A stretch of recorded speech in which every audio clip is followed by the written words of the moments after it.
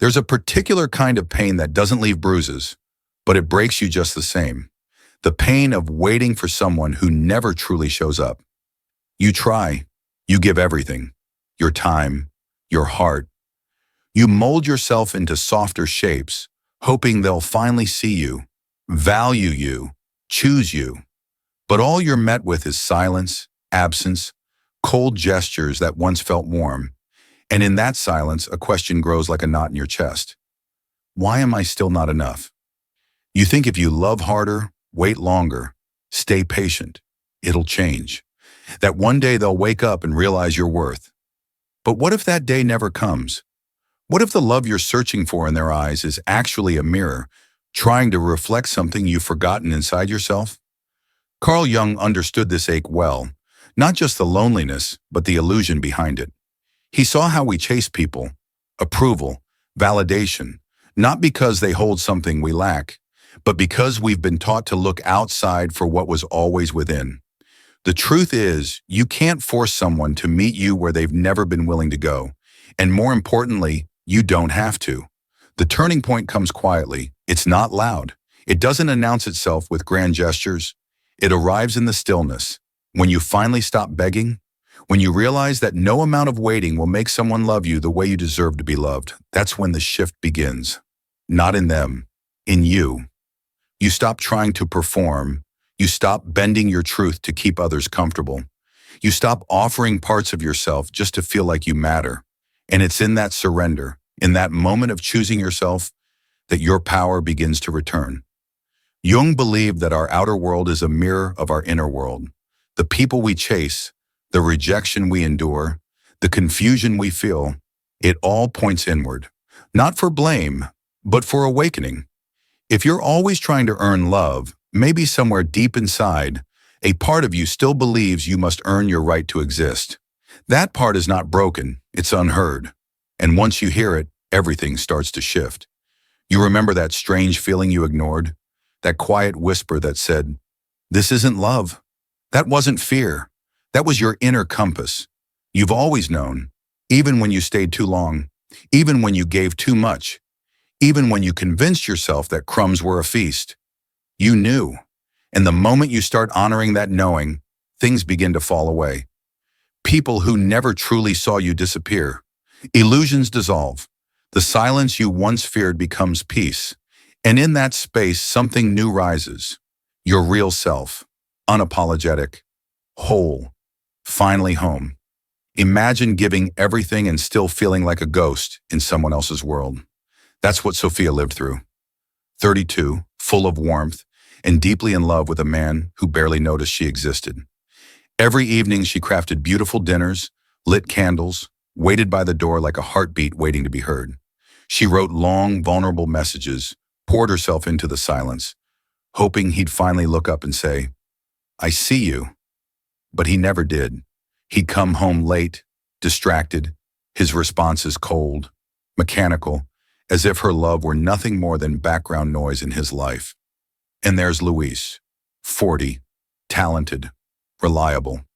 He stayed late every night at the office, fixed problems no one else could, delivered perfect results, and yet all his boss ever offered was criticism.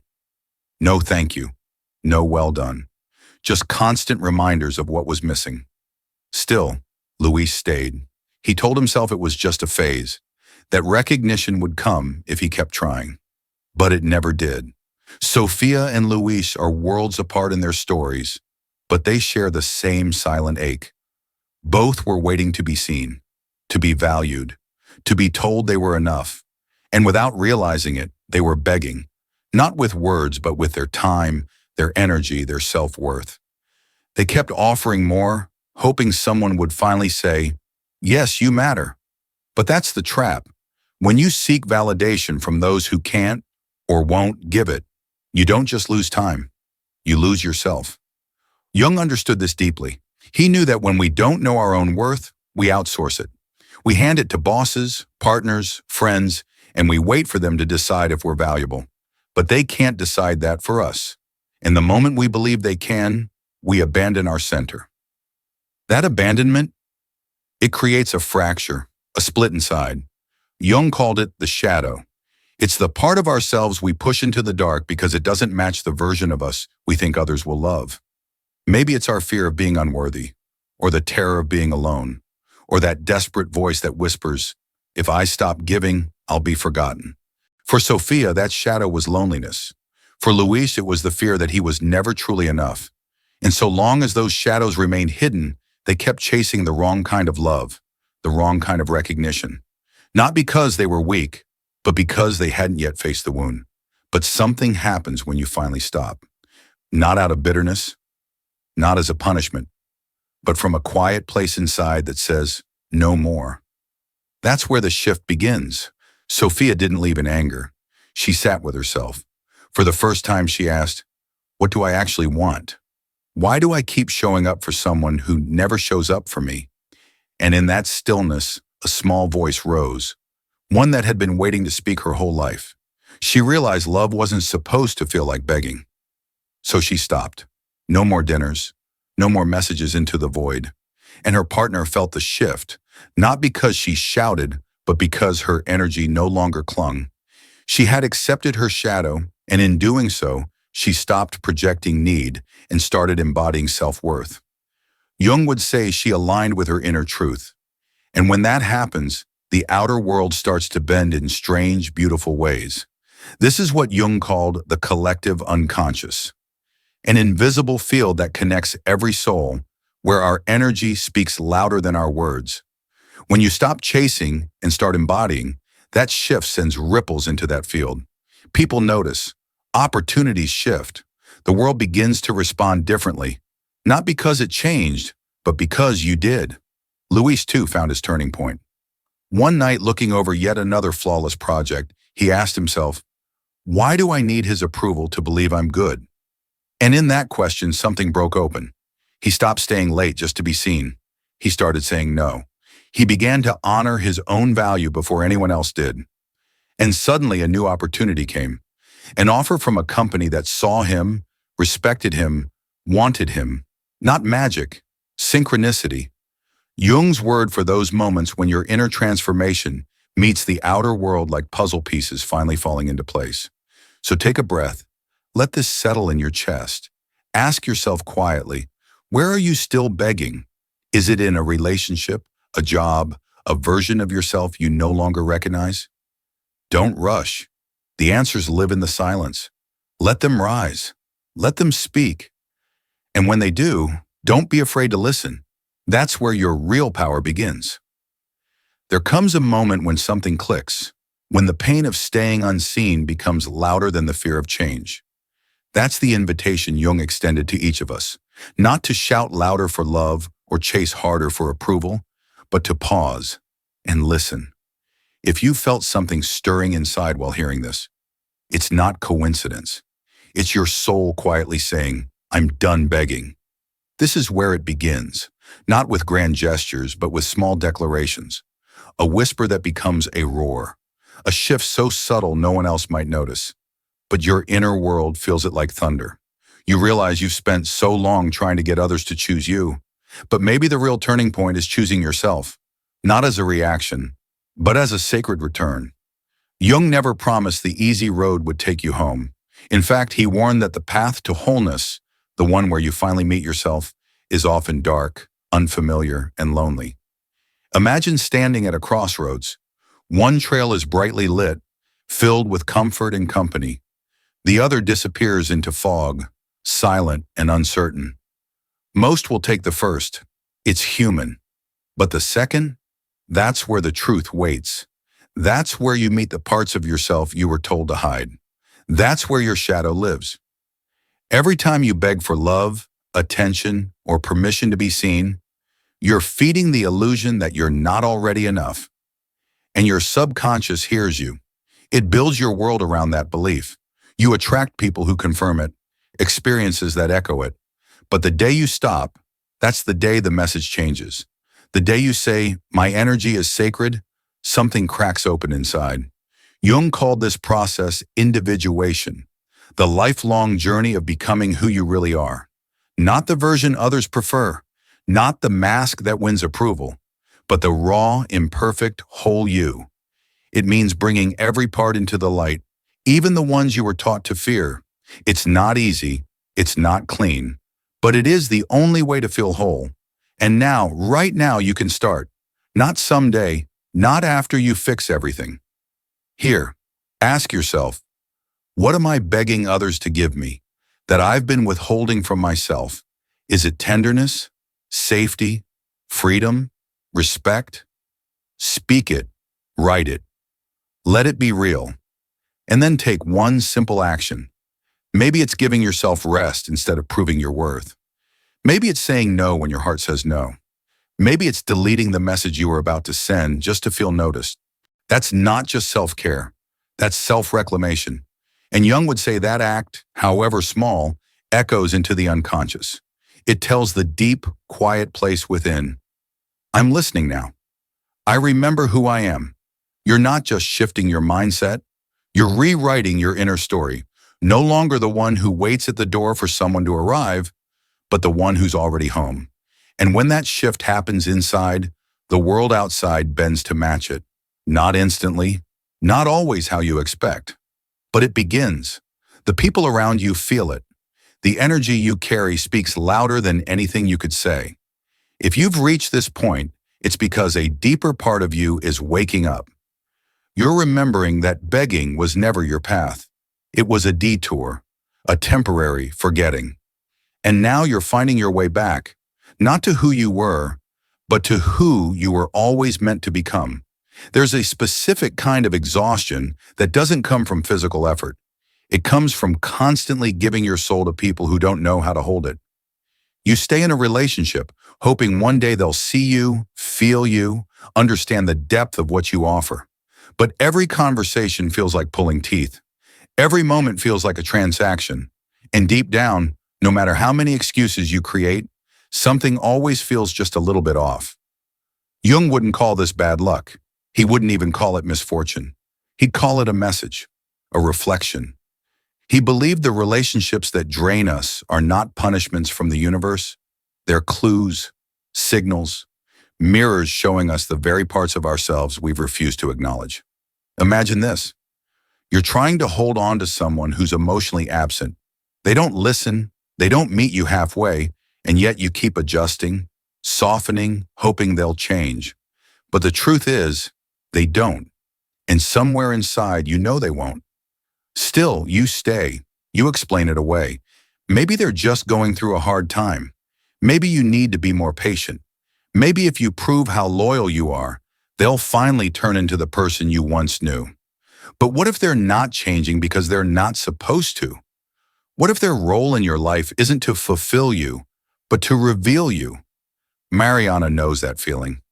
28, living in Bogota, deeply in love with someone who feels more like a memory than a presence. 3 years together, and yet he's become distant, cold. She sends him messages filled with care, plans sweet dates, holds space for his silences.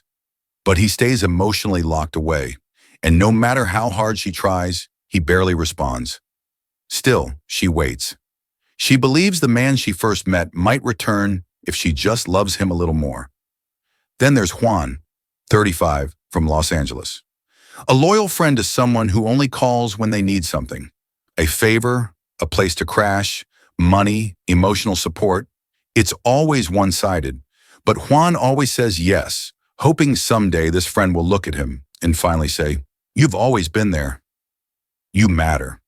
Jung would say Mariana and Juan aren't just stuck in toxic dynamics.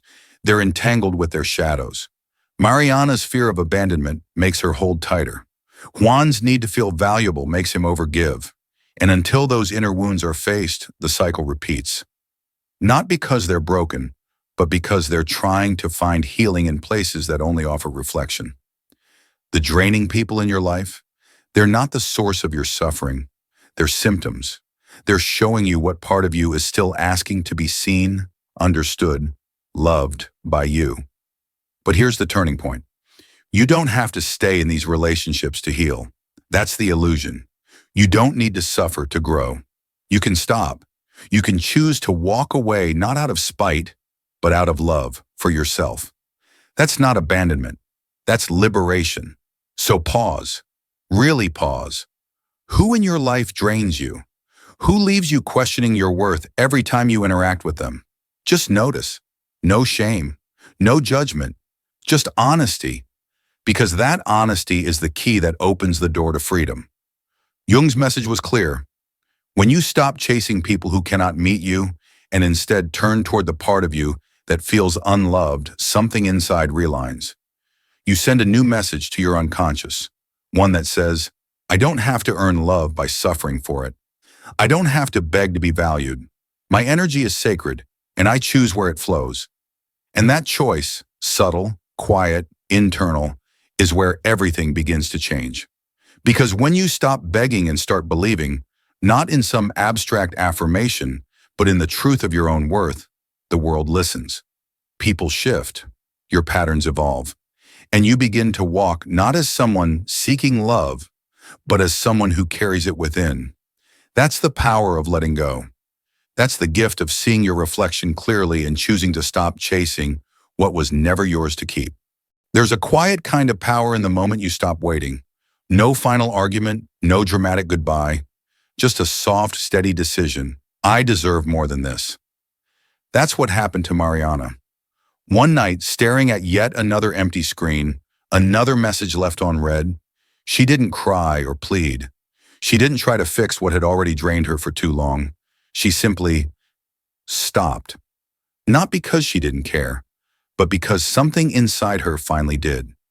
She started showing up for herself, joined a painting class she'd long abandoned, laughed with old friends over coffee, began listening to her own inner voice again.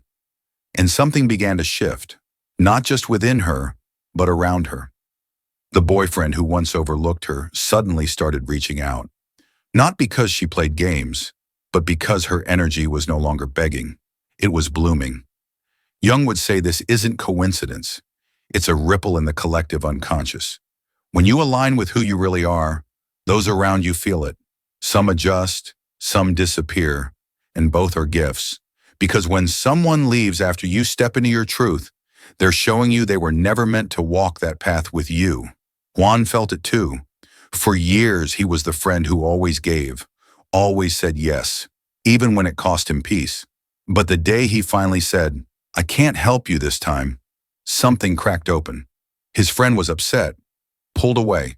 But Juan didn't chase. He stood his ground. And not long after, new people started entering his life. Co-workers who respected his time. Friends who gave as much as they received. He didn't demand it. His energy simply invited a different kind of relationship. That's synchronicity, another truth Jung left us with. Those seemingly random moments when the outer world begins to reflect our inner shift. When you stop begging, the world stops giving you scraps. It begins to mirror your worth. Take a moment. Breathe. Think about a relationship in your life that leaves you tired. You don't have to walk away today, but ask yourself, what would it feel like to stop chasing their attention? What might return to you if you gave that energy back to yourself? Jung's teachings weren't just theory, they were tools. One of the simplest and most profound is self-observation. So take a journal or the Notes app on your phone and ask yourself, what is this relationship revealing about me? If someone makes you feel small, what unhealed belief is being triggered? If you feel constantly drained, what boundary are you afraid to set? And then write one action, just one. Maybe it's, I will say no once this week without explaining myself. Or I'll spend a full day doing something that nourishes me. It doesn't have to be grand, but it does have to be real, because that's individuation, not perfection, but movement, the sacred process of becoming whole by facing what you once avoided. And if fear rises, let it. Jung reminded us that we resist change not because we don't want to grow, but because we fear the silence that follows, that space where the noise used to be. If I stop begging, will anyone come? If I let go of this person, will anyone stay? But that space, that emptiness you dread, it's not a void. It's a garden, a clearing, a place where life begins again. You prune away what's dying, not to be alone, but to make room for something real, something alive, something that doesn't need to be forced, Think about how many times you stayed in something that felt heavy, disconnected, filled with tension, where no matter how much you tried, nothing flowed. That wasn't just a bad relationship. That was a message. A sign that your unconscious was pushing back, saying, this isn't it. This isn't you. And the moment you listen, truly listen, you'll realize it's not about walking away from someone. It's about walking back to yourself. Because the kind of peace you've been searching for, it doesn't come from being seen by someone else. It comes from seeing yourself clearly, fully, without flinching. That's the work. That's the gift. And that's the path to becoming whole. Close your eyes for a second, not to escape, but to release. Imagine letting go of the one relationship, the one expectation that's been quietly breaking you. You don't have to say the words out loud. Just picture it. Feel the weight lift, the tightness in your chest loosening, the storm inside your mind beginning to still. That feeling? Jung would say it's not just relief, it's your unconscious whispering. Thank you, you're finally listening. And if one day you're brave enough to take that same step in real life, to stop chasing, to let go, to choose yourself, I want to hear about it. Because that's not weakness. That's strength in its purest, most sacred form. So what are we really uncovering here? That relationships where you find yourself always explaining, always trying harder, always giving more than you receive, those aren't just painful. They're reflective. They're projections of your shadow calling you home. And letting go, that's not quitting. That's returning. Returning to the truth you buried beneath fear, habit, and hope. And when you choose truth over fantasy, something powerful begins to happen. Synchronicity, the right people, the right energy, the right opportunities. They begin to arrive, not because you chase them, but because now you're a match for them. So imagine what it would feel like to stop pretending, to no longer twist yourself into someone you're not just to be loved, to say no without guilt, to take up space without apologizing, to walk away from what dims your light and never look back. What would your life become if every choice came from a place of wholeness, not fear? Jung called this individuation, the journey of becoming who you were always meant to be before the world told you otherwise.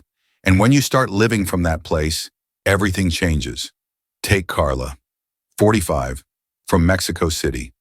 A mother, a partner, a woman who gave everything and asked for nothing, until she burned out completely.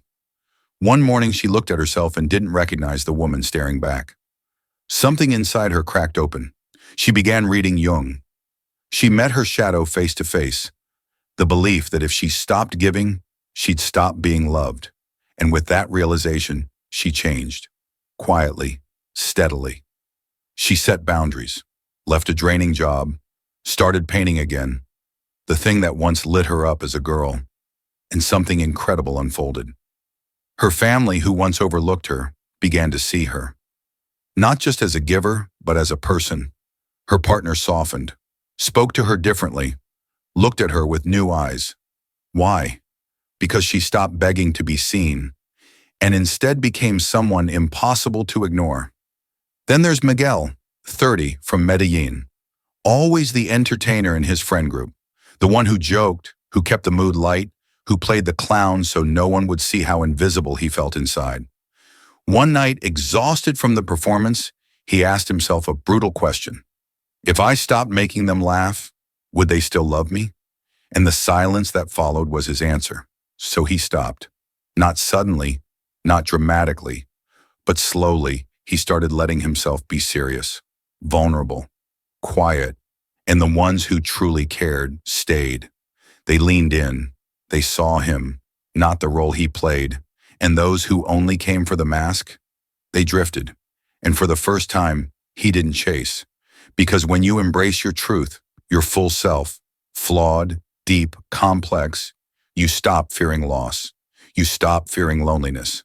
Because you've finally come home to the one person who never needed convincing, yourself.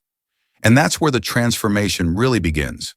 Not in changing the world around you, but in no longer abandoning who you are just to be accepted by it. This journey isn't easy. It asks for honesty, it demands courage, but it gives you everything in return. A life that's not just filled, but fully yours. A love that's not earned through sacrifice, but attracted through truth. And a peace that no one else has the power to take away. He stood up one day and spoke, not with confidence, but with trembling honesty. He told them about his dream, starting a business, creating something real. And while some friends drifted, others leaned in, looked at him differently, offered support instead of laughter. Then out of nowhere, someone he barely knew overheard his idea and connected him with a client who believed in him. It felt random, but it wasn't. That's synchronicity, a moment when the world begins to echo the frequency of your truth. Jung believed those moments aren't accidents. They are the response to your authenticity. So pause just for a moment. Breathe deeply. Ask yourself, what part of you have you hidden just to be accepted? What desire have you buried so no one would laugh or walk away? Maybe it's an old dream. Maybe it's a truth you haven't spoken aloud in years. Whatever it is, don't rush the answer. Let it rise slowly. Jung taught that the unconscious doesn't scream. It whispers. And when you begin to listen, really listen, everything starts to shift. Living authentically isn't comfortable. It's not tidy. It's like walking through a forest with no map, guided only by instinct. But that's where the real growth happens. Not on the smooth, predictable road, but in the wildness of your truth. And if this stirs something in you, make it real. Leave a comment saying, "I'm going to be me." Say it not for attention, but as a promise to yourself. And if you know someone who's hiding their light, share this message with them. Because sometimes we all need that quiet nudge to remember who we are. Now let's talk about the path forward. Jung said, individuation, the journey of becoming who you truly are, is not a destination. It's not a day you arrive. It's 1,000 quiet choices, a practice of turning inward again and again, of noticing what lights you up, of paying attention to discomfort. Because discomfort is a guide. It's your soul saying, this isn't me. Or sometimes, this could be. For example, when someone speaks to you in a way that shrinks you and your chest tightens, that's your unconscious whispering. When you think about an old passion, a forgotten dream, and feel a small flicker of joy, that's a symbol. Jung believed symbols are the language of the psyche. They're clues. They guide us back to ourselves. So let's do something simple but powerful. Grab a piece of paper or your phone and write, what do I really want for me? Not what others expect. Not what sounds impressive. Just what your heart keeps quietly asking for. It might be something as big as leaving a job or as gentle as walking alone in nature. Then write one small step, not the full plan, just the next breath. Maybe it's, today, I'll say no. Or today, I'll look for a salsa class. That's individuation in motion. That's how you build a life that feels like yours. And here's the beautiful part. When you start doing that, your relationships change. Jung believed the people you allow closest to you shape your psyche. If you're surrounded by those who diminish you, who don't see you, your inner light dims. But once you begin to live from your essence, once you stop begging and start choosing, you become magnetic to truth. You begin attracting people who match your new vibration. Look at Carla. When she set boundaries and came back to herself, her partner saw her differently. Miguel stopped playing the clown and found friends who loved him for who he truly was. None of them begged for connection. They became connection. So now imagine your life filled with people who inspire you, people who see your soul and say, yes, I'm glad you're here. How does that feel? How does your body react to that vision? You don't have to answer aloud, but if it touches you, share it. Write it down. Speak it into your own life. Let this be the start of something real. And if this message is helping you remember yourself, give it a like.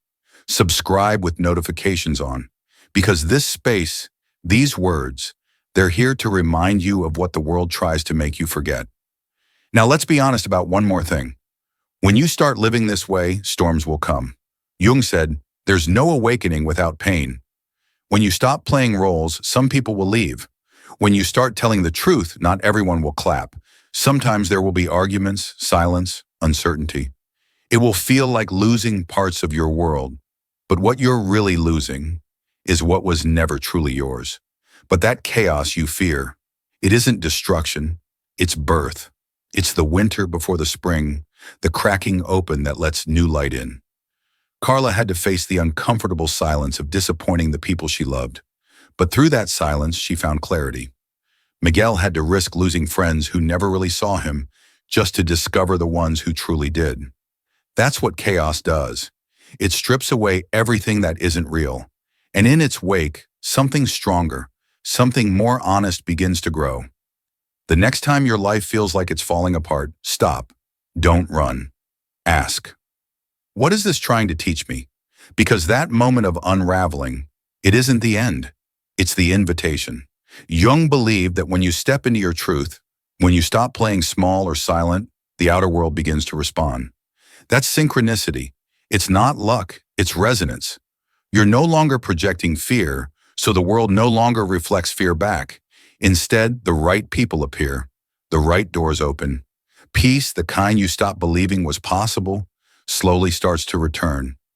Not because everything around you has changed, but because you have. You're no longer begging the world to validate what you don't yet believe.